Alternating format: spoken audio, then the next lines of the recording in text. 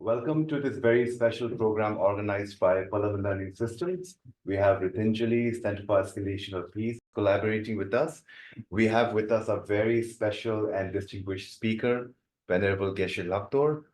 And welcome to all the esteemed guests who have joined us today physically in the office. And for those of you online who have joined us on Zoom, welcome. Today's topic is simply titled Harmony of Head and Heart. And I think it's a very important discussion that we'll be having today. But before we do that, I would like to say a few words about Venerable Geshe Lhakdor. He is a very well-known and well-respected Buddhist philosopher. He has worked with His Holiness, the Dalai Lama, as his English translator, and has also co-authored several books with him. In addition, Venerable Geshe Lhakdor, he is the chairman of the Library of Tibetan Works and Archives, and also the chairman of the Education Commission of the Central Tibetan Administration. And with all of these important roles, he also holds a professorship or honorary professorship at the University of British Columbia, also University of Delhi Department of Philosophy. I feel that all these important roles, also coupled with many, many years of experience, has shaped his perspective on life. And it is such an honor today that he'll be sharing his wisdom with us today. Cannot wait to hear what he has to say about his learning journey and his ongoing pursuit of becoming a better human being every single day. He is to us an embodiment of what we call at Venerable Learning System, a person of substance. Before I invite him to begin the talk, I would also like to urge our guests here, as well as online participants, to please ask questions, share your perspectives as well, so we can have an engaging, insightful dialogue. Without further ado, I will also request people online to post their questions, leave their comments in the chat box so that we can get to them during the Q&A session. I think I'm talking a little too much, so before anything else, can I invite now Venerable Geshe Lhakdor to deliberate on the theme Harmony of Head and Heart.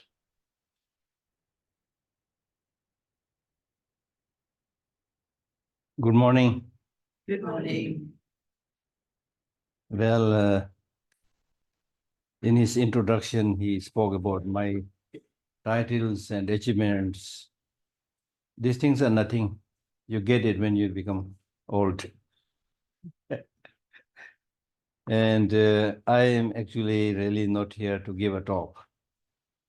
I'm here to meet you and to learn more from you through discussion, not answering your questions. Right? Not so much about answering the questions.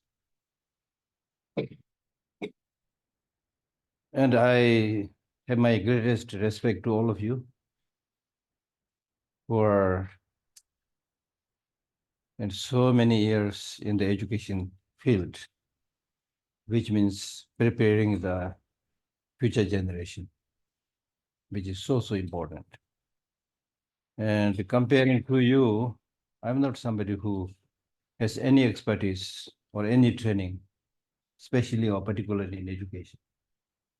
A little bit what I learned is through of course I did go to school and study a little bit, and then as I said, as you grow older, then you get different jobs and responsibilities. Through that way, you might gain some experience, some insight. Apart from that, I have nothing, zero. Shunyata. Right? But so I'm here really to learn more from you. And in fact, I was thinking, first thing that I should do is any of you, when you next time visit Dharamsala, please visit my small institute and share your experience on education. I'll arrange maybe, one talk or two talks, three talks, depending upon your time, which I do with many visiting scholars. That's so important. I've already asked her to come and teach the Institute of Performing Arts, especially the performing arts. She's an expert in it. So we have much, much, much more to learn from you than, share. So that's what I wanted to say. And the little bit that I'm talking and saying in the beginning within this, I think 1 hour time, right? So I'll talk maybe 20, 30 minutes maximum, not more than that. Then we have some discussion. It's based on Buddhist philosophy. According to Buddhist philosophy, education is primarily rooted in three things: morality, concentration, and wisdom. Education on morality, education on concentration, education on wisdom. Out of these three, morality is said to be the ground, the breeding ground for all kinds of positive qualities. If you don't have this morality, that background, whatever new things you learn, it is unsure whether it will help the person or the society or harm the person or society. Because we have no shortage of smart, intelligent people, but they use their intelligence in the wrong way, right? So morality, in Hindi, it is called Shila, Shil. The word Shila comes from Shil. Shil means Shitalta, that means coolness, meaning that when you have this moral practice, which is primarily involved in three things. Morality is not like observing a discipline imposed upon you by some external agent and force. Morality basically means three things. One, restraining negative deeds, stealing, sexual misconduct, killing, so on and so forth, lying, all these things. Second, restraining negative deeds is good, but that's not enough. You also need to do the good things. So doing good things, that's second morality. And third is helping others, helping sentient beings. So this itself is really, really very, very profound. I mean, imagine this, if we have in India, for example, nobody doing anything negative. India is already a heaven. Just by that practice, one thing, restraining negative deeds. Negative deed means anything that harms, directly, indirectly harms other people. That's negative. Because just like you, just like others, just like you, nobody wants to be harmed. Nobody wants to suffer. So not doing anything like that. Now in this area, let us see how many people are harming others. Second is doing good things, which means helping others, developing loving kindness, compassion, patience, forgiveness, so many things. Then the purpose of all this is, at the end of the day, all your training, all your education must be directed towards helping others. And that's why His Holiness the Dalai Lama summarizes his teaching, the Buddhist teaching, by saying, if possible, help others as much as you can. If not possible, at least refrain from harming others. इतना तो आप कर सकते हैं. So really, actually, there's no need to talk further. If we are able to implement these things, small things. So which clearly shows we are just talking, have a lot of knowledge here, but not implementing anything. Or not anything I should not say, but not much. Due to many reasons. Due to prevailing circumstances, due to government influences, societal influences, whatever. So the thrust of today's modern education is towards making money.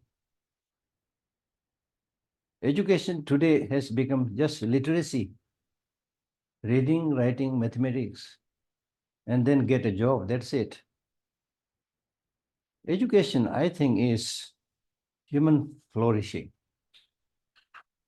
Based on your education, you should be able to live happily, peacefully, harmoniously, flourish, right?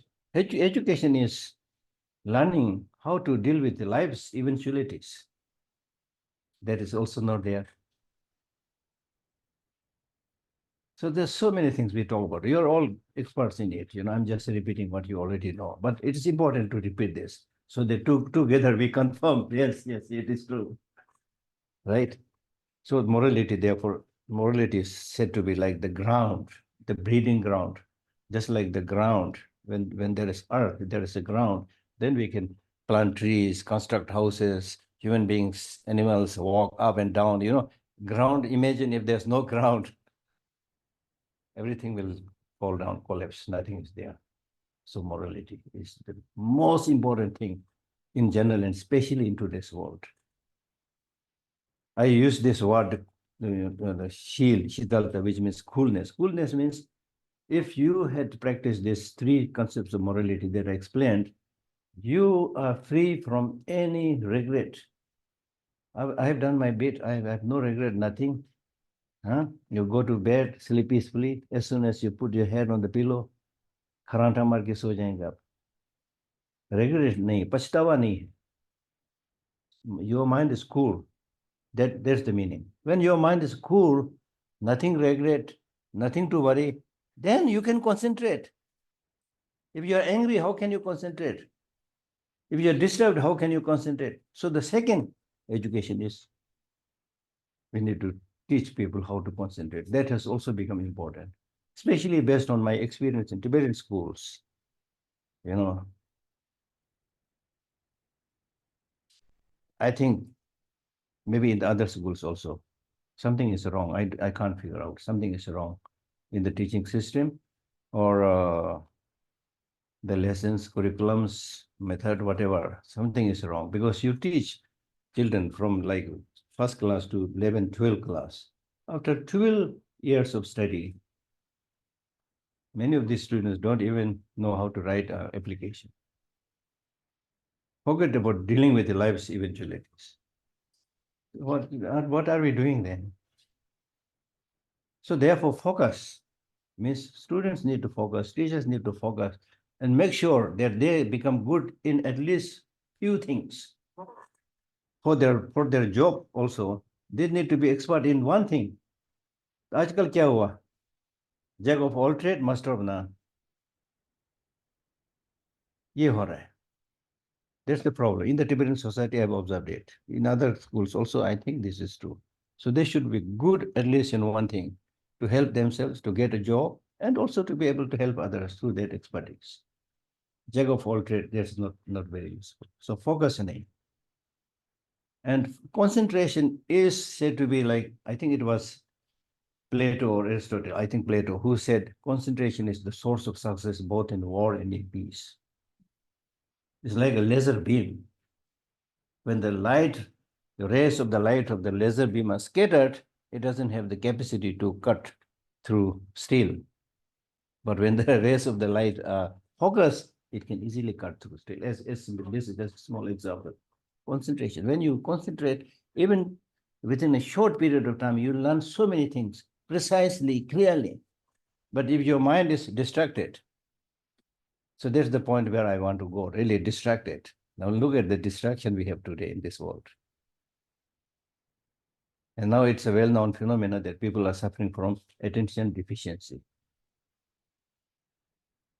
And then with the mobile phone and all these gadgets and the malls and the surroundings, the noise, you know.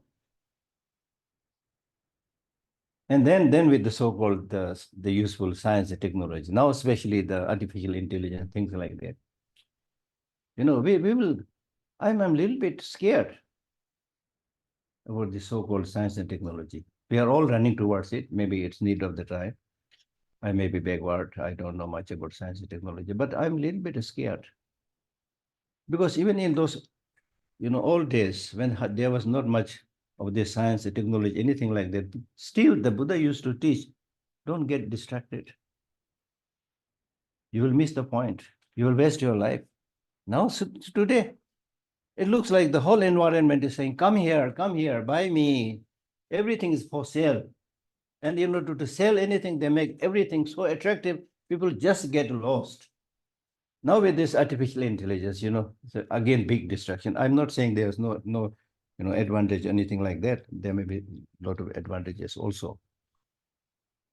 But we go there, and then the point that I'm making is we go so much outward. Within yourself, within your mind, you're khali, you're empty. That's what is happening today. And we witnessed this very clearly during the COVID-19 experience. During the COVID-19, India, because of certain situations, we took wrong steps, so we suffered much, but otherwise we were doing very well. But in many so-called developed countries, many people even committed suicide. Why? Because young people, when the COVID was not there, Young people always go out for dinner, for lunch, socialization, boyfriend, girlfriend, everything outside, mall, shopping, like that. And then suddenly you are asked to confine yourself, stay within yourself, lockdown. You don't know how to stay alone. That is the problem today. You don't know how to live with others, don't know how to live alone. So at the end of the day, we need to learn to live, learn to, know how to live alone. We came alone in this world, going to die alone. In between, kya hangama kar raha? Really, it's a very sad situation. So because if you are to deal with any problem, any difficulty, unless you have the inner resources to pull out, you will not be able to deal with any of these problems, especially the problems coming with the science and technology. And somebody has clearly mentioned that, for example, if you ask the question, what should be the system of education in 2050? Some people may be planning, but according to this writer says it will be very difficult to plan now. Because things are changing at such a great high speed. You have no idea what will happen in 2050. And the changes are so drastic that if you don't have any of these inner resources like love, patience, compassion, if you don't have this, you will be completely mesmerized. You will be shocked. Your jobs that you are having will be lost. You will not be able to embrace the new situation, and you don't have anything inside. So therefore, what I'm saying is, it's not just the Buddhist teaching or any religious teaching, but unless we have these inner resources, we will not be able to solve any problem. So the point that I'm making is, in the education system, the most important thing is helping students develop this inner resources, loving kindness, compassion, concern for others. For example, right now, if you look at any political system, the political leaders have no concern, no compassion for the well-being of the people. दिल से नहीं है, मुंह से बोल रहा है ये करेगा वो करेगा, दिल से नहीं, कुछ नहीं, there's nothing. When people have no concern for the real concern for your country, for your people, how are they going to guide you? How are they going to lead you? So the leaders, be it the leader of the country, leader of the school, leader of the family, if they don't have this genuine sense of responsibility and love and compassion for those people who they look after, how are you going to bring them forward? Impossible. Very impossible. So therefore, it is really important to instill these inner qualities. And that's why I'm saying India actually did much better than many of the developed countries during the COVID, generally speaking. Because the people thought, oh, India will be now big mess because of its huge population, poverty, and things like that. But people had lived with problem, difficulty, so they know a little bit how to struggle, you see. So that way they did it a little bit better. So from that also we can learn how to, with this inner resource, how to deal with challenges and problems in life. Education, as I said, is to deal with the life's eventualities. That's really, really important, right? So therefore, concentration to achieve something, whatever it is important. And then third is wisdom. Wisdom means the capacity to analyze what is good for you, what is good for others, what is good temporarily, what is good in the long run. The capacity to think for yourself. As we were discussing, before this meeting in the other room, teachers teaching students how to think. वो नहीं है आजकल, thinking नहीं है. We are simply like running after demagogues, people who make great speeches. We just run after them. We just follow gossip. We just follow rumors. I have no capacity to see it and think and decide ये सही है कि नहीं है. वो नहीं है. It's very dangerous. So therefore, I chose this topic today, harmony of head and heart. The head means capacity to analyze and judge. When I talk about harmony of head and heart, I'm really talking about some of the important features of human being. So in the education system also, I really feel It's important to teach what it means to be a human being. What are the distinctive features by which we are distinguished from animals? Now, if there, for example, now there are many, but if I highlight some of them, one is this capacity to judge and analyze and think, and make long-term vision. Animals don't have that. Even if they have very limited, they don't. Then second is language, speech. This language, the special human capacity to talk and share one's thoughts and emotions is very unique. So that primarily means, for me, that primarily means when there is a difficulty, there is a disagreement, there's a problem, then use this beautiful language, sit down and talk, have dialogue and negotiation. We are not like tigers and lions. If it is a disagreement, conflict between tiger and lion, they can't say, let us sit down and talk and have a dialogue to solve the problem. The only thing they can do is use their physical power, pounce upon each other and tear each other apart. We are doing like that. We should not do that. We have this language. Okay, sorry, what is the problem? Let us talk, please. You can solve it. I myself try to do it on a very small level, and you can solve it. How do you want? Then the human feature is this long arm. It's for hugging. Nice fingers for shaking hand, not for hitting. If it is for hitting, then these fingers should not be there. We should have just a fist so that it will quickly hit. Then the teeth also, we do eat meat, but we are not carnivores. With using teeth, we try to kill other animals, forget about killing other animals, all our teeth will fall out. Then our nails also, good for scratching, but not for killing other animals. We are not like hogs and things like that. So if the point that I'm making is, if you look at our physical posture, it's for kindness, it's for peace. If this is the case, then why human beings have become the most destructive animal species on this planet? This is because we have misused our human intelligence. The greatest power that we have is human intelligence. And this human intelligence got corrupted. This great human intelligence, now we are using it to make atom bombs. Today, the world is nearly, I don't know the exact number, nearly 20,000 atom bombs right now. Russia alone has over 6,000. America alone has over 5,000. Then plus many other countries. What are we doing? And the Buddhist teachings say, you don't need to kill people, they will die. This is Buddhist wisdom. So we need to get this wisdom. We are so fragile, so have so many problems. If you are unable to minimize the problem, why should you maximize the problem? Now look at some of the leaders in the world. Horrible. Right? So therefore, I don't know what to say, because we really need to have a mass movement. Say no to war, first of all. Things like that. So I'm talking big, small person talking big is maybe not good, but just sharing my thoughts. So without going too much further, as I said, harmony of head and heart, use your human intelligence. Don't just follow anything blindly. Nowadays, unfortunately, in many countries, blind faith is also promoted.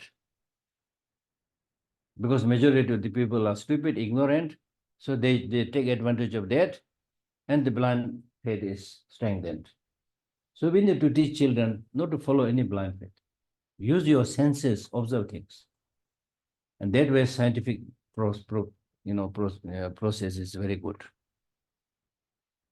I mean, why I'm saying this? I'm saying this because if I have no love and no compassion for you, who is sitting in front of me and breathing and living, then I say, I believe in somebody called God or Buddha somewhere up. Isn't this hypocrisy? For me, this is hypocrisy.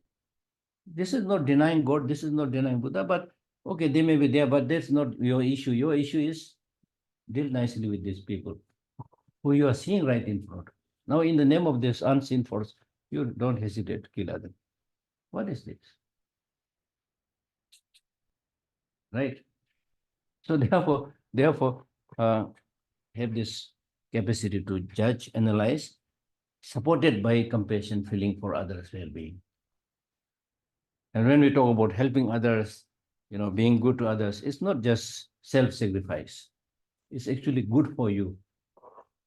The more you do good things for others, you will be rewarded. That's 100% sure. By nature, we have love, compassion. We are altruistic, right? So you need to do that. And then if you do that, even at the time when you die also, you will be very happy. I lived a full life. Death is just death of the body. There's no death to the mind. Nothing to worry, nothing to be concerned, right? So to conclude, what I'm saying is we have many problems in the world. Problems at the individual level, familial level, society level, national level, international level. There are so many problems. And these problems, most of these problems, including environmental degradation, pollution, these are all primarily created by human beings, not by lions and tigers and snakes. We need to make it very clear. This is because we have this inside, we have this unchecked greed. Or chahiye, or chahiye, or chahiye, or chahiye. और चाहिए कहां से? When you say और चाहिए, और चाहिए, और चाहिए, जो आपको चाहिए वो कहां से मिलेगा? एनवायरनमेंट से तो मिलेगा ना, नेचुरल रिसोर्सेज तो मिलेगा ना. Natural resources are physical resources. They have limitation.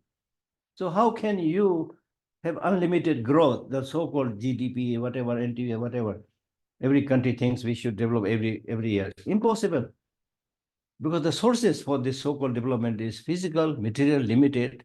So you cannot make unlimited development from limited resources. If you try to do that, you will end up killing the external natural resources, which we are now witnessing. Look at big cities like Delhi and other big cities, the amount of pollution, water pollution, air pollution. And who lives there in these big cities? The so-called intelligent human beings, not able to deal with these small problems. And then talking big. Let us go to the moon. Right? So I should now conclude, otherwise it will be endless talking.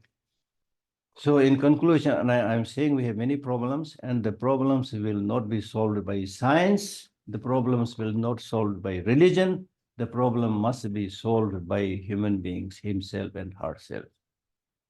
Unless we change, unless human beings who is sitting to steer the machine forward, if that person's mind is lunatic, unbalanced, unhappy, will only have endless problems and difficulties. That's 100% sure. So therefore, in Buddhism, the word dharma means chu. Chu means change yourself. And if we play with this English word individual, which means indivisible part of the whole, the world. So the part of the bigger world doesn't change, how can the big world change? So we need to, think about that. Solution has to come from human being, himself or herself. So education must be directed towards that. Thank you very much. Like you said, it's not a question that I want to ask, but just taking up on one of the last observations which you made, where you said most of us living in Delhi are living in a really polluted city where the water is polluted, Yes. the air is polluted, and yet we continue to thrive here, and there's not much that any of us are doing.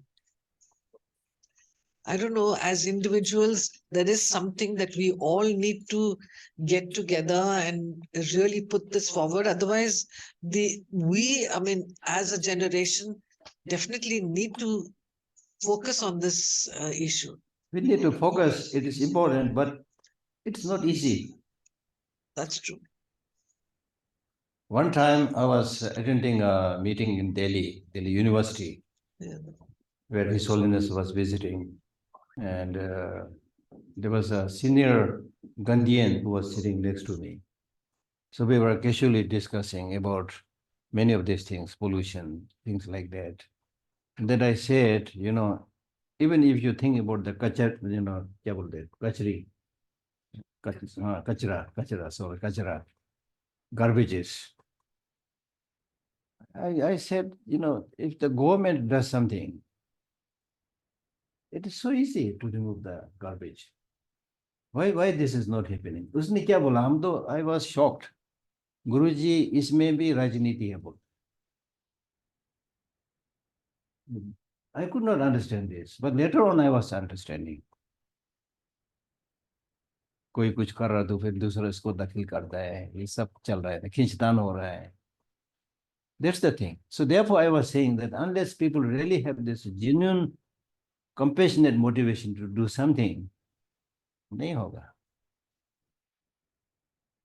And another thing that I observed in Delhi, I'm not criticizing anybody, but I'm sharing my experience in Delhi.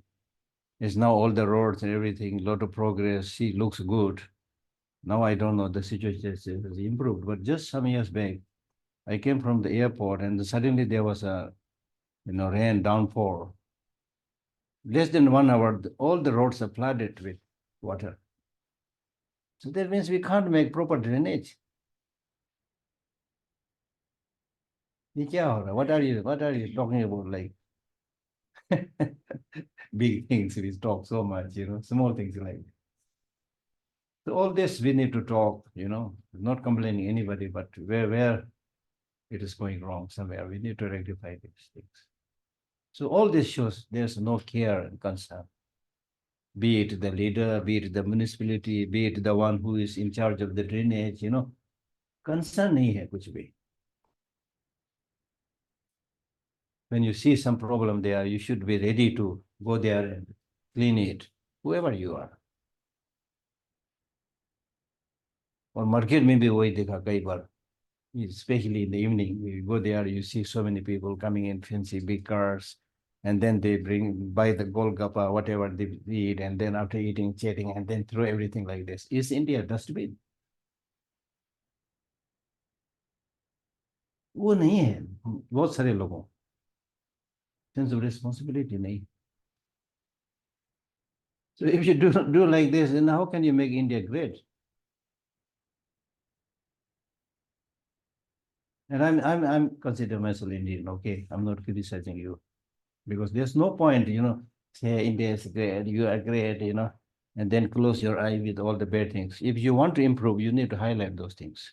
Once I was again coming from somewhere, then at the airport, there was a big line, and some foreigners were also there in front of me, and there's a big board, is the Incredible India. And the line was not hardly moving, and the people at the counter were gossiping. एक दो उधर पान खा करके ऐसे करके खा रहा था. So I saw these foreigners nudging each other in Incredible India. So this mentality, we need to change if you really want to make India great. मैं आपके साथ में बोलता है, मैं बाहर नहीं बोलता है, मैं बाहर में इंडिया का गुण गाता है मैं. Really, honestly speaking, that's important, very important. I'm saying this because I'm concerned about this country. Yeah. I just finished a very interesting book. It's called An Uncommon Love. It's by Chitra Banerjee Divakurunu, and it's about the life of Narayan Murthy and Sudha Murthy. So I'd always known about Narayan Murthy being, an extremely successful entrepreneur who built Infosys and, created India's, story in the export of software services. And I would always just hear about his business accomplishments. But this book opened my eyes, and we've been talking about compassion. So I learned a lot more about Narayan Murthy through this book, that he believes in compassionate capitalism. Exactly. That's how he was referred to it. And it was so interesting to hear that he truly felt for the people who were working with him even when he started the organization. So he used to treat them like family. They would come and stay in his house, they would eat in his house. He gave them a lot of shareholding of his company, saying that, I need to look after them. So it was a very interesting way of looking at things. Exactly. I need to teach them. I'm like their guru, I'm like their teacher, not like their boss. Exactly. So it was a very refreshing and inspiring way Yes. of looking at the corporate sector and Yes. how things happen Yes. there. Yes. And so it just kind of triggered the thought because we were talking about how compassion is necessary in all walks of In life. Buddhism also, Yeah. for a true Buddhist practitioner, the so-called bodhisattvas or Buddhas, they are considered as servants of human beings, not the bosses of human beings. Servants. Servants doesn't mean anything negative. It means you have this great privilege in serving others. Purpose of life is to make, bring smile on the face of even one person by doing something, by serving. That should be there. All those teachings are there in India. But the problem is, again, implementation. So in education also, we need to focus more on implementation, practice, not just talking. I think I'd like to bring back the focus on what you had said about hypocrisy. Exactly. Now, Narayan Murthy's story is very inspiring. But it's Narayan Murthy who just made a public statement about people in India should be working for 70 hours a week. That's not compassion.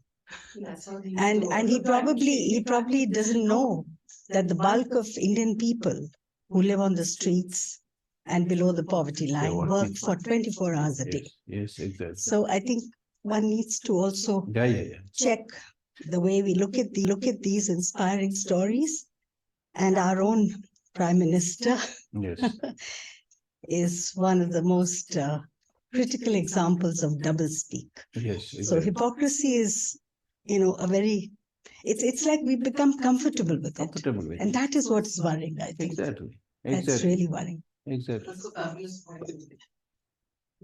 Very good point. Yes, here.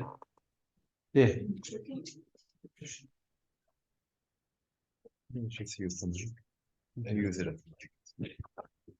Hypocrisy is everywhere though.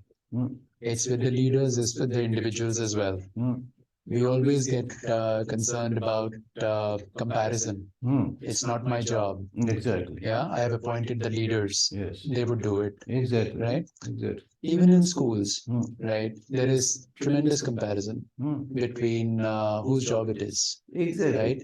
Teachers, the intellectual, the storehouses and the revered ones, they would always compare.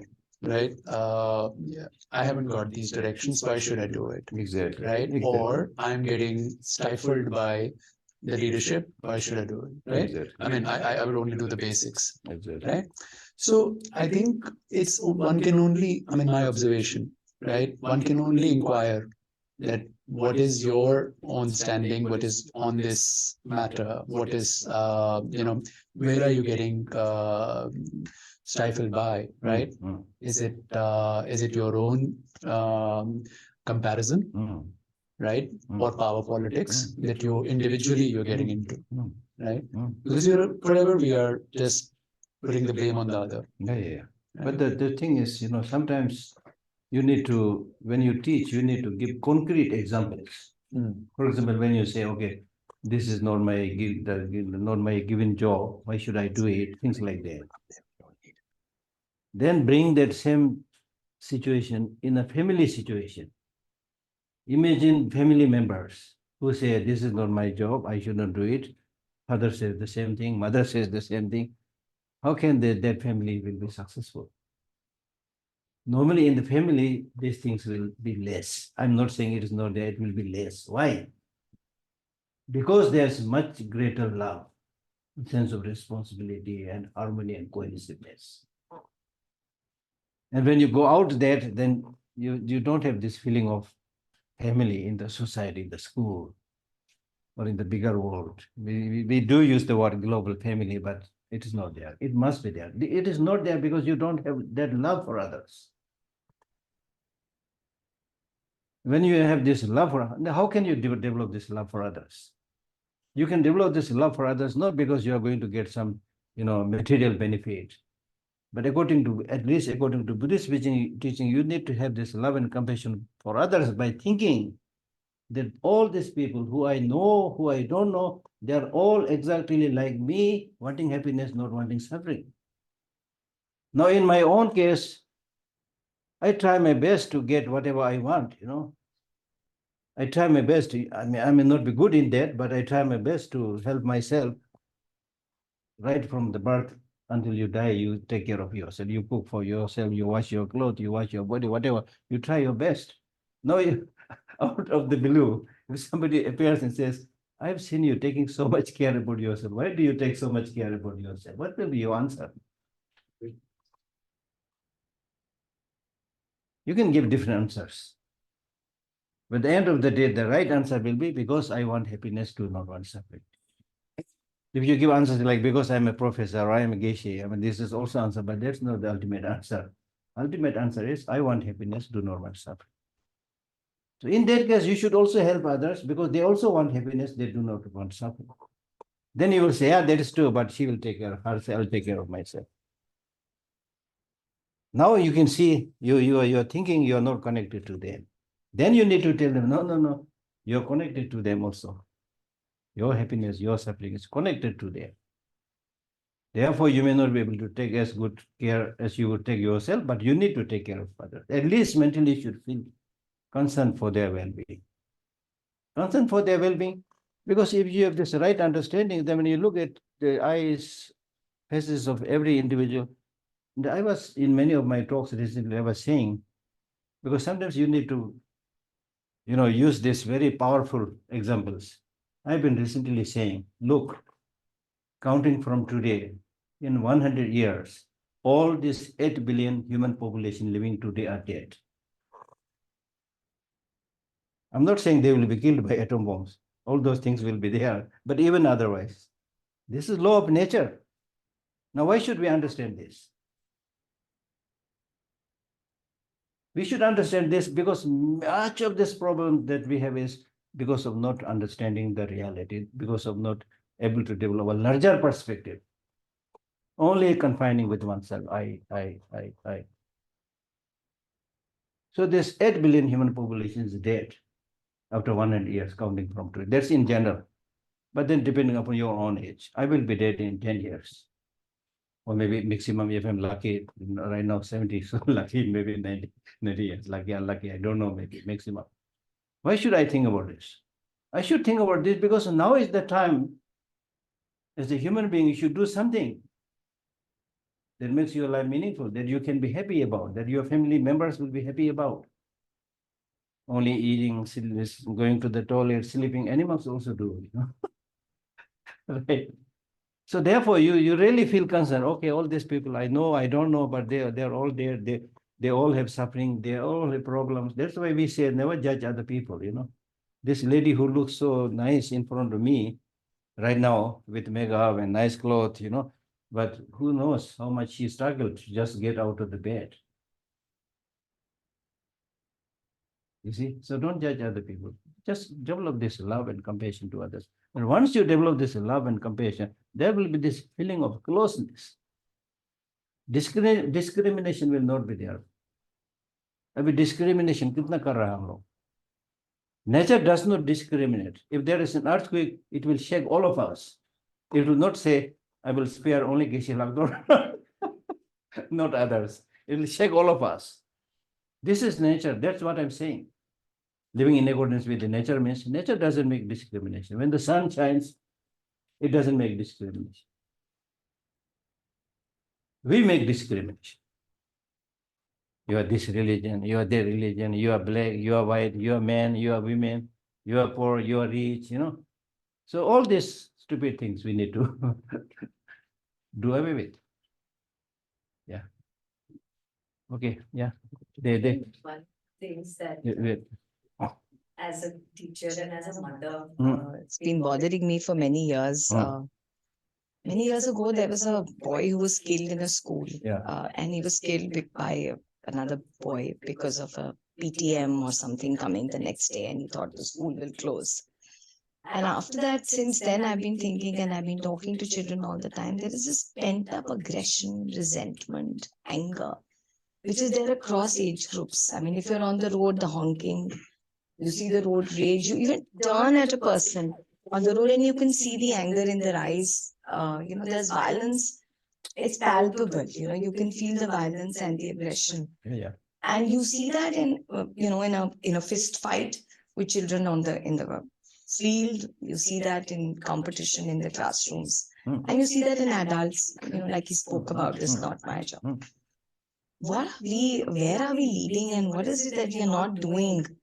That I just see a rise in this. And it's worrying because when you talk to children, you see that, I don't know, the best way to put it in Hindi is कि मन इतना शांत है, अस्थिर है कि वो स्थिरता लाने के लिए पता नहीं क्या That's what I was saying.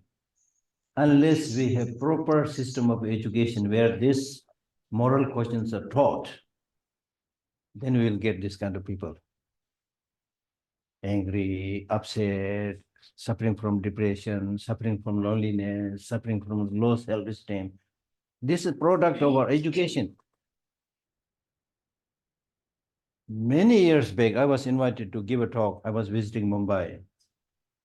I was invited to give a talk in a very good school, pay a lot of fees in a year, very good school, all English-speaking young boys and girls. So when I entered that school, I felt myself a little bit clumsy, in this kind of clumsy, ugly looking, somebody who came from extraterrestrial, something like that. So I really hesitated whether they'll listen to me or not. And when I started saying something like, as I was saying here, you can't imagine. These young boys and girls listened to me as if I was telling a very moving story, clearly showing that these are not taught in the school at all. Similarly, once I was put up in that Vancouver, British Columbia University for 1 month. So I was there for 1 month and people are just looking, a little bit at me. Nobody dares to come to me, ask questions. So around the end of my stay, some students pulled their courage and came to me, can you give a talk and say something about you? I said, okay. Then they said, what should be your topic of your talk? I said, topic of my talk will be shock therapy. Yes. Then on the day of my talk, around 30 or so students turned up. Then I said, what I'm going to say today will be shocking to you because you are only imagining good things, I'll finish my school, get a job, get a beautiful girl or boy and get married and buy a car and build a house and have this swimming pool and, things like that. But life is not just like that. You're bound to come, encounter many problems, ups and downs in life. So you need to think about these realities, aging, sickness, death, separation, all these things, realities you need to think. And then you need to think, what are the means to deal with these problems, these challenges that we encounter in our life? So if you think about this, it may be a little bit shocking right now, but in the end of the day, it will be therapeutic. So these things are not taught, unfortunately. So it is important to teach them. Like, for example, as you said, like anger. You need to know. I was reading a book published in America where it says, just because of anger, America loses billions of dollars in a year. It's not just talking about religious practice. In terms of your own, life, in terms of the, economical state of the country also, billions of dollars. Because of anger, there is a fighting, there's a killing, there's a road rage, there is a shooting. See? So when we talk about imbibing ourselves with these inner qualities, we are not talking about like feel-good practices, that you do this, you'll go to heaven, and the gods and the celestial damsels are waiting there to welcome you. We are not talking about this. We are saying it's good for you, it's good for the success of your family, it's good for the success of your nation.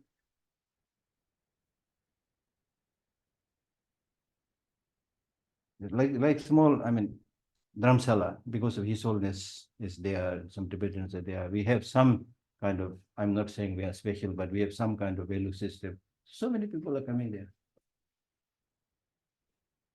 to get that, to get it right. So therefore, it's important to teach them. Just specifically, not just from religious point of view, but practical point of view, how much damage, for example, anger does. Anger makes you ugly, first of all. Nobody wants to become ugly.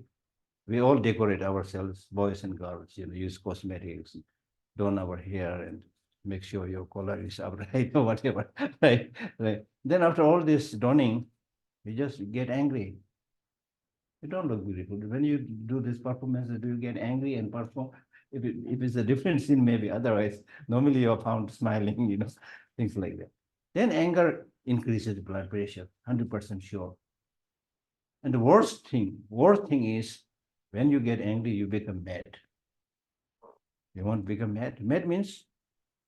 To be mad means when you have no idea what you're saying, what you're talking, what you're doing, then we call that person mad person. That is exactly what you become when you get angry. So you want to become mad? So these things can be taught with practical examples, how bad it is for yourself. So a lot of studies have done in Harvard University, books have been written, journals have been written about, they did like many years of research, how important these inner qualities are. So we need to teach these values.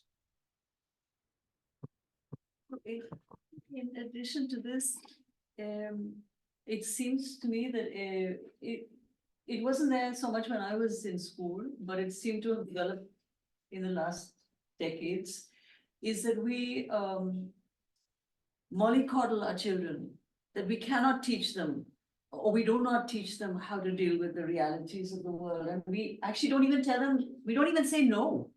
We don't tell them they're doing something wrong.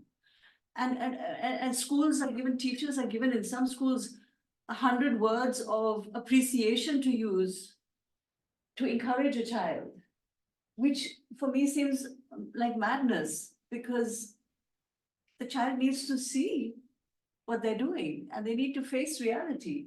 But why is it that we feel fearful of being truthful and honest with the child? It's sort of the dial from being corporal punishment, where we would beat the children, has gone the other way, which has lost the plot somehow. We've missed something so vital. Exactly. How can we balance this back? This reminds me of what Jalavala Vedya, a very famous theatre, recently passed away. She used to say, because they used to have these summer workshops for children, and she used to always say that, the problem today is not that children are not creative. Exactly. The problem is that they are not disciplined. Exactly. That they just, and I think our school system has absolutely no space, no time for helping children to be in touch with themselves. Exactly. And we don't even do that for our teachers. So all the time, as you said, outward looking.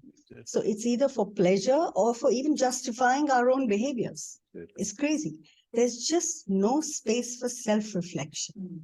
And that is a very huge thing that's missing. So, that's what I meant when I said a cold sort of science tends to look at everything outside, because for scientists, reality is outside ourselves. But the truth is that there's reality within. Yes. And that needs to be looked at. That needs to be understood. Exactly. So inner reflection, I think, is sorely missing from all our education spaces, whether formal or informal, and theater is probably the most powerful medium that enables that. Yes. And we've tried to do that in our teacher education program, and we've got some wonderful results as a result of that. I think the response to a stimulus also is now so extreme. So I mean, I deal with parents every day. So if the child has lost 20 rupees, they go for lodging and IRs. So, and children will fight, they will fall down, they will get hurt. But then there are these whole policies which should be there, for safety.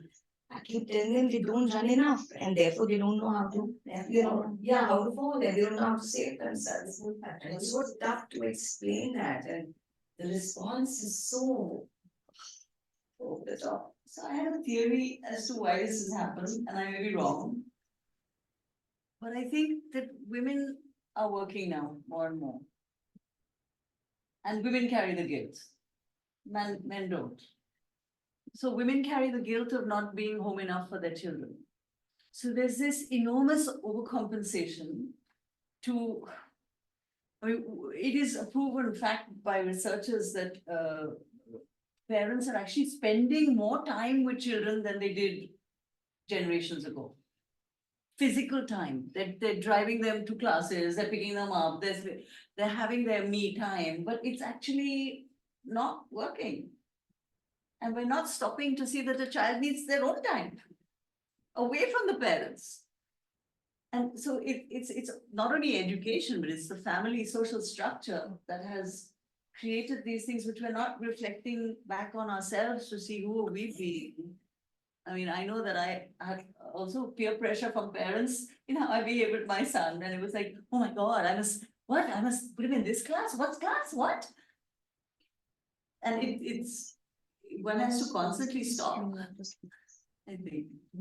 And COVID was really bad because when there was online teaching, parents were not only with them at home, but also inside their classrooms. So suddenly that part of the child which was private and was alone in the classroom where she behaved the way she, saw herself as, parents just saw that part. And so then parents would chip in between and say, she knows the answer, she's not telling you.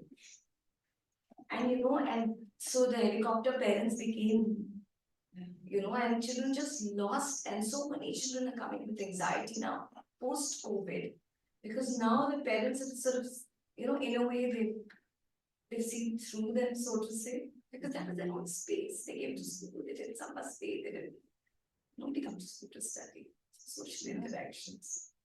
That's terrible, I think, for children. The worst hit for children. Yeah, I just wanted to add my 2 bits to your comments.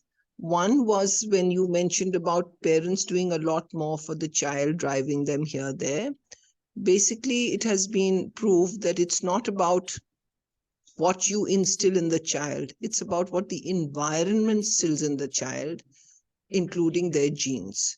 So telling a child has no effect on the purpose of education. But the environment that you put him into, whether it is through travel or where you live, or the colony you're in, or the kind of friends they pick up from school, that has a much more important transformative quality for the child. The second point that you mentioned about overcompensation and why we are praising the child and why that, of course, in America, as you know, is the standard bearer of that kind of parenting. But it's also a much larger picture of capitalism versus socialism. In the other kind of societies that we have generated, whether it's a welfare state or socialist or communist communities, or communities based on tribal and other affiliations, the society is more important than the GPA or the per capita income. Whereas in capitalist societies, it is the income the future citizen will generate that is the driving force in educational policies. So in America, where the driving force in educational policies is how much is that child going to contribute to the general kitty of the country that creates the kind of education you want. And that is a society that is based on creativity. For every Elon Musk, for every Bill Gates, it's always America that has contributed to the highest GPA contribution in that country. So they don't care whether 99% of the student body falls under the, whatever you may say, table or whatever you may say, or goes to the sink. As long as the one person created will transform the economics of that country. So you are looking at it through the prism of, welfare, socialism, what you can, like you have in England, you have the health schemes, etc. But America is looking at it. The policymakers are looking at it. How do we catch that one genius? And that one genius only flowers with this kind of parenting. So they are looking to find the genius in that one child that will create Microsoft or XYZ. So this is just an addendum to what you have said and to give you a kind of a picture, because I have 5 granddaughters being raised in the US and I have quite deeply experienced this. I think, Geshe, we do have a question online from one of the people on Zoom. The question is, grief comes in different degrees, and you have talked about how do we deal with life's eventuality. So Sudarshan wants to know, in everyone's life, there comes a time when there is immense grief, there's utmost grief. So how do we deal with that, and how do we ensure that we are able to overcome it for good inner peace and a healthy life after that grief? Now, as I was saying, all problems, including grief, comes because of our not having larger perspective of the law of nature and life.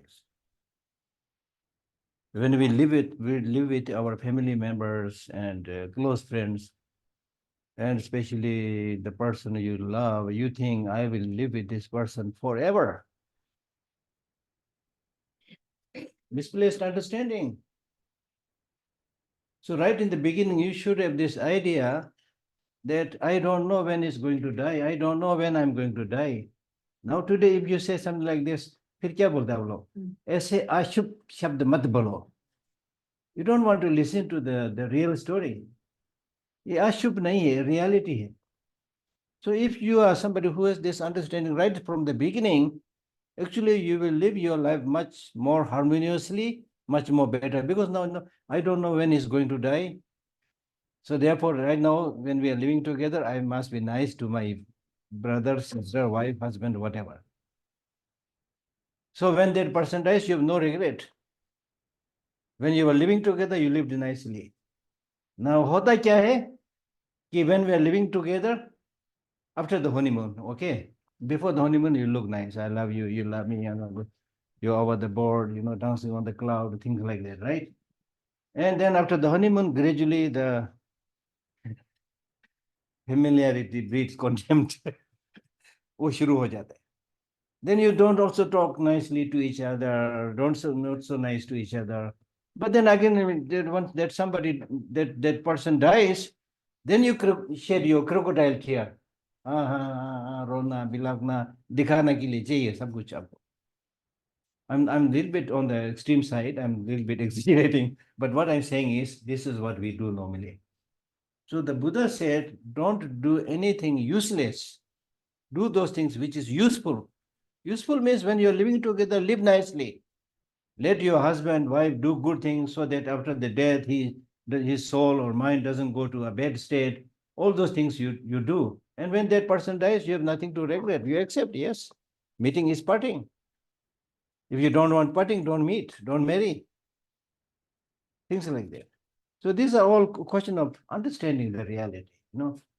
That's why I give you the example of 8 billion human population, you see. And then the most important thing is, if grieving is a solution, then you grieve as long as you want. That's not solution. Yesterday in my talk, also people were talking, I was talking about happiness, unhappiness. Then they asked me, Geshe La, are you really happy? I said, I'm happy. Then the question was followed by saying, when there's so much suffering around, how can you be happy? Then I said, my unhappiness will not solve their problem, so I'm happy. Because at least if I'm happy, I will be in a state to be able to extend my help and go around and help. You see, if your mind also disturbed, then see the other problems, how are you going to help others, you see? So that's the thing. So therefore, it's really, really important to understand law of nature, see everything from a larger perspective, accept the reality. Reality, don't try to go against reality. With this so-called science and other things, we are trying to, in many ways, we are trying to go against reality. There was a time when people die, they die in your home, you look after them, they die, sab kuch hota tha. Now when somebody is about to die, he's whisked away to a hospital and died there, nobody knows when he died, you see, kuch nahi hota. And then after the death, you put in the cremation ground and, put some nice flowers. Ab kya karenge? Jab aadmi mar gaya to दो के flower करके वहां जाके रोके ऐसे करता है हम लोग पता नहीं क्यों करता है ज्यादा फायदा नहीं and now we as you mentioned we don't want to see the ugly side. The cremation is also in many so-called developed countries. The cremation is the place of cremation is somewhere where not everybody can see. It's a little bit hidden. It's treated as a taboo, ugly side. This is our mental attitude. But this is based on because we have no understanding of what death is. Death is not something to be scared about. It's something to be understood. Death and life are part of the two sides of the same coin.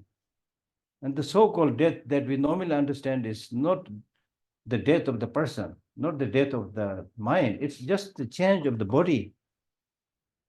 And that change of the body actually takes place every day we are dying. Scientifically, I'm not just saying from Buddhist view. Every day we are dying. So much so they say that after every 7 years, you're completely different person. So there's this very interesting story of a criminal who was caught and imprisoned. And after 7 years, he said, I'm completely different person. Release me from the prison. So it's like that. So now in my case, I already undergone major death 7 times. 70 means. And then minor death, I'm dying every day.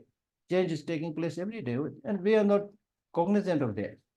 We are still thinking, I'm going to live forever. And the problem is, if you plan going to live forever, then you need more building, more cars, these things, If you are prepared to die, then there will be contentment, there will be less greed.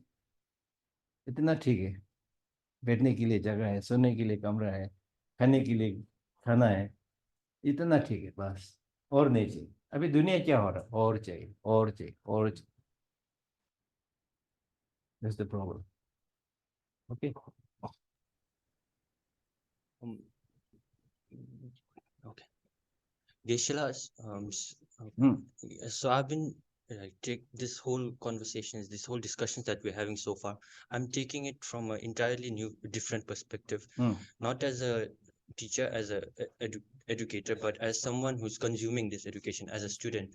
So during this ladder that I've gone through as a primary student, as a high school student, and now as a college student, I've come to realize that the mark of a true educationist, a mark of a true education, and someone who's consuming this education as a learner, as a student, comes from the fact that they understand themselves, they know themselves better, their individual self better. But something that has been bothering me so far is that the steps taken towards this understanding of self, I don't have a proper tip for someone who wants to start with this journey. So do you have any procedures or methods that can take you towards those journey of learning yourself better, to understand your individual self better?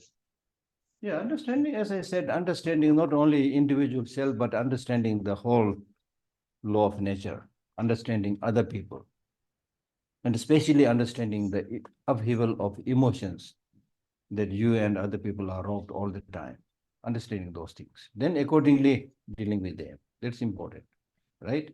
Now in life, if you really want to achieve a great transformation, one thing that is really, really important is you should have integrity. If you don't have this sense of discipline, sense of integrity, then you will be tossed around by the, as already mentioned, by the power of the environment, you see. The problem that we are facing in giving all this value education system is, as you rightly mentioned, it's the environment. You see, parents find it difficult to teach children because of the environment. Child's mind is influenced by their by the mobile phone, the things that they watch on television, they discuss with their peers. They are influenced more by this overall thing, prevalent situation. So therefore here, technology, science and technology, especially technology. Science, unfortunately, sometimes I think science is responsible for producing all this technology. Then once produced, they are hiding behind. They're simply making the technology available, do the business, let human beings play with the toy. And the scientist, the so-called scientist who has so much knowledge about the,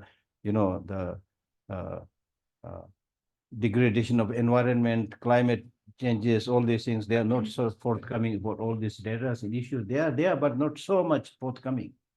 And what we have is technology, these gadgets in front of us. And the child mind is very malleable. Not only child, even grown-up people, we are driven to sensual objects. This is our weakness, including elder people. Something to see, something to smell, something to touch, 5, 6 sensual objects. Because of this attraction to the 5, 6 sensual objects, all these big malls and markets and shops and gadgets, they are there because of our demand. I want to see this, I want to touch this, I want to smell this, feel this. We are slave, we become slave to the 5, 6 senses. And when we let ourselves enslaved by these 5, 6 senses, there's no opportunity for the mind to play any role. So therefore, you are forever going outside. Inside, the house itself is dilapidating, dust collecting, cobwebs spreading around. क्योंकि घर में कोई नहीं है. लगते हो हम लोग बोलता है ना हिंदी में खली दिमाग शैतान का घर. वही हो रहा है. That's the problem. And especially this is quickly happening with the young people. Their mind is really want to play with these things. That is corporeal, that is material. Who will sit there and think about the invisible force, the mind, things like that. That's the problem, you see. So unless you be skillful in teaching constantly, they'll not understand it. Even grown-up people, in our daily life, we are more prone to the sensual objects than on the contact. Who does the meditation? Who does the inner reflection? Very few. Because we are prone to only physical, material objects. Whereas in reality, what controls our life is the mind, not the senses, the mental consciousness. So very often I ask the question, who is your real boss? Then I tell them, oh, your real boss is not your husband, not your wife. It is your mind, not even prime minister, it is your mind. And this poor mind, we do talk about my mind is happy, not happy, but if you ask people, how can you really define this mind? Is it something there really, or you're just talking? Many people are not sure. You see? So of course, it is very much there. It's like the electric current. It is energy. It is very much there. And anything that is existent doesn't have to be a material existence. And we all know it is the mind which is telling us what to do, what not to do, where to go, where not to go. It's not your body. Body is just a slave. So therefore, the important role played by the mind has to be told. And how can you get long-lasting peace and happiness, harmony by fine-tuning your mind? तो आपके अंदर में है, बाहर से लेने का जरूरत नहीं. If you attune your mind, change your attitude a little bit, you will be happier. It's as simple as that, actually. The same person who is sitting in front of me, if I change my attitude a little bit and look a little bit, because of the change attitude, look a little bit like this, a little bit angry, he will be unhappy, I will be unhappy. As simple as that. And if I change that again a little bit and bring a little bit smile on my face, he will also respond with a little smile on his face. That's it, you see. So it's the mind which is playing the trick, which is the magician. And all this so-called scientific, technological, religious, philosophical things that we've achieved are all creations of human mind. So that's why I'm saying the problem is we forget this thing called mind and focusing more and more on technology, the concrete material things.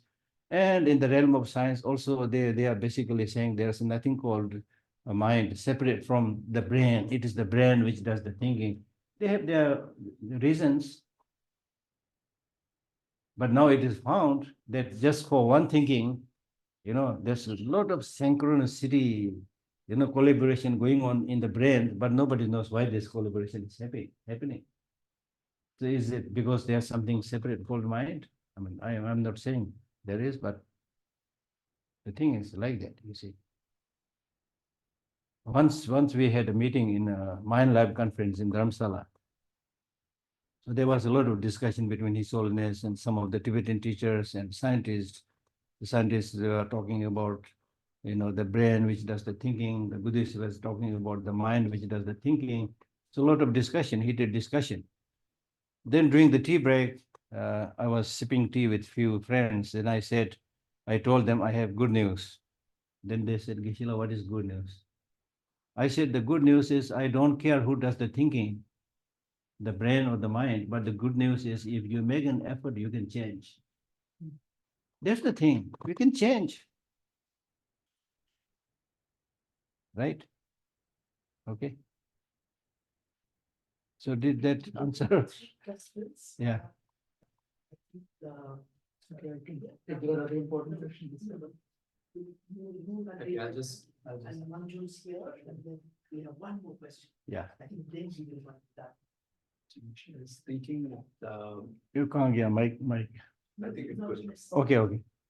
So I was thinking that putting it all in the hands of education system or schools is actually wielding too much power in this whole thing. I mean, education experiences everywhere, every moment in the family, in their life, everywhere. Exactly.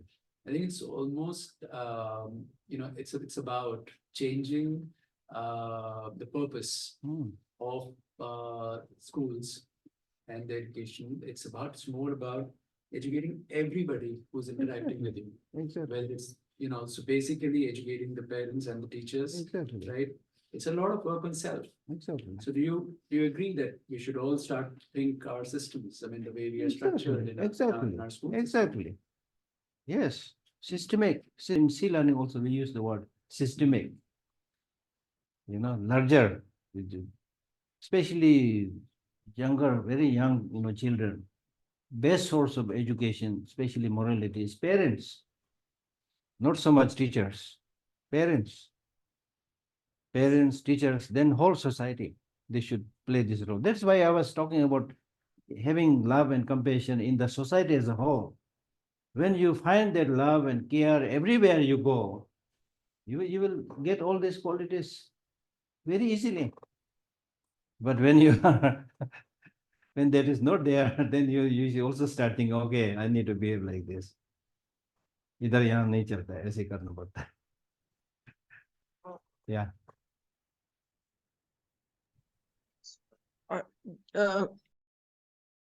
I don't know if it's a question or a comment, but you mentioned about the desires that we have. Hindi में उसके कहते हैं ईर्ष्या. जब ईर्ष्या पैदा होती है, and ईर्ष्या control में नहीं आता है, it goes beyond. So these desires that we have are also a manifestation of what is in the universe. It doesn't come from nowhere. As Buddhism says, everything is within and without. So that is the first thing. The second thing is, as far as I understand, certain streams of Buddhism believe that these earthly desires are basically a ladder to our own salvation. Without these earthly desires, our own, instinct or our own seeking spirit would not be there. So they have a positive impact on the human psyche, as well as what you have already said, because without the earthly desires, this universe as we know it would not exist. I wanted to have your comment on that. Yeah, number one, the whole purpose of discussion is, do we want long-lasting peace and happiness or not? That's the question. If we want a long-lasting peace and happiness, then these emotions like anger, desire, jealousy, are they really useful for promoting that? That's the question. It's not so much whether it's universal or coming from there or not. The question is whether this, in Buddhism, we in fact use the word negative emotions. whether these negative emotions like anger, jealousy, attachment, so forth are useful for getting that. Yes, ephemeral pleasure, yes, you can get. Now we are talking about long-lasting happiness. When I use this word long-lasting happiness, I don't have any like Buddhist contention in mind, but I've asked this question in many places all over the world. In fact, when I start my teaching, I always ask, do you want happiness? Everybody says, I want happiness. Then I ask a second question by saying, for how many days you want happiness? And just as you're smiling, you know, people react like that. So by that, they are saying, basically, as far as happiness is concerned, we want it as long as possible. That is our inborn urge. Nothing to do with any particular religion. So now, having understood that, then we need to ask the next relevant question is, if you really want that long-lasting happiness, from where do you think you are going to get that long-lasting happiness? From these earthly desires, attachment, anger, and so forth? You need to, I'm not saying yes or no, but you need to explore, at least from Buddhist viewpoint, no. From these negative emotions, you're not going to get that long-lasting happiness. It is there, very much there, but it is very much there doesn't mean it should be there forever. So the question is it really necessary? Then with the emotions like anger also, people say, oh, anger is needed, especially in today's society. Because they say this because they think if anger is not there, you will lose all your power and strength. That's not true. You can develop actually much more powerful energy strength than having anger. So these things has to be taught slowly and slowly. So that's important. Yeah. And then desire, when if we have to be again very careful about the usage of English terms like desire. Desire, normally we prefer using attachment than desire. When we use the word desire, there are good desire, bad desire. The desire to help others, the desire to become Buddha, these are good. Right? So again, you know, there are like positive and negative desire. Yeah.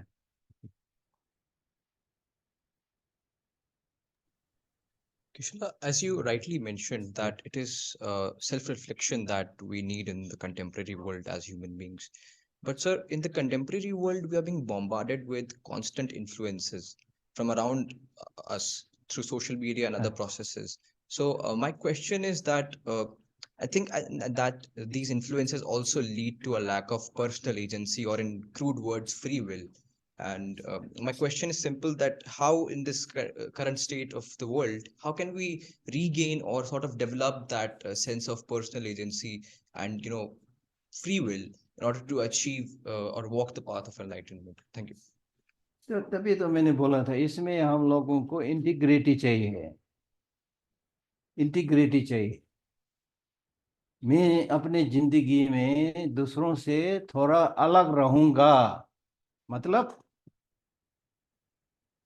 जहां लोग गलत रास्ते पे जा रहे हैं मैं वहां नहीं जाऊंगा. You know, if you really want to go where most of the people are going, then the place is hell, where everybody is going. अभी हेल का जरूरत भी नहीं बोलता है क्योंकि हेल यहाँ ही है सब. This is a joke, you know. But what I'm really saying is थोड़ा integrity चाहिए based on your conviction, study, understanding. ये गलत है.